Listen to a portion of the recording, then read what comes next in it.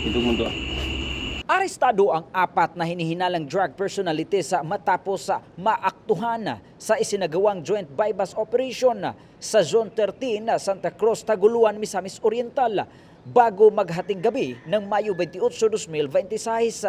Kinilala ng mga otoridad ang mga naarestong suspect na sina alias Simud at Steven, kapwa 33 years old, at mga residente sa Santa Cruz, Taguluan, Misamis Oriental, alias Clifford, 34 anyos, residente sa Impasugong, Bukidnon, at alias Ryan, 35 anyos, residente sa Kasinglo, Taguluan, Misamis Oriental. Pinangunahan ng Regional Police Drug Enforcement Unit Team 2 ng Police Regional Office 10, katuwang ang Philippine Drug Enforcement Agency, ARSA 10, Taguluan Municipal Police Station, PDGC Uyo Region 10, RA Kukpo, RID 10 at RIU 10 ang naturang operasyon.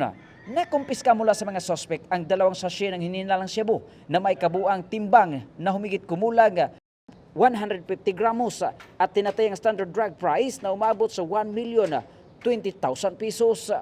Na-recover din sa operasyon ang marked money, isang cellphone, lighter at mga plastic cellophane na hinihinalang ginagamit sa illegal na droga.